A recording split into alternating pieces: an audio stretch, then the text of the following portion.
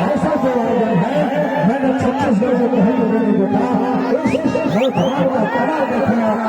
आयोजन समिति का ऐसा आयोजन उन्होंने किया कि पूरे छत्तीसगढ़ में चर्चा हो रहा है कि सबसे बड़ा जो शहर है उससे कहीं हो रहा है तो मुंगेली में हो रहा है। हम धन्यवाद देते हैं और यहाँ से हम प्रस्ताव करते हैं। अच्छा इधर छुट्टी मेरी अदालत वाली है और देखिए मैंने आप लोगों को अदालत किया था ना कि हम उसको ढूंढ लेंगे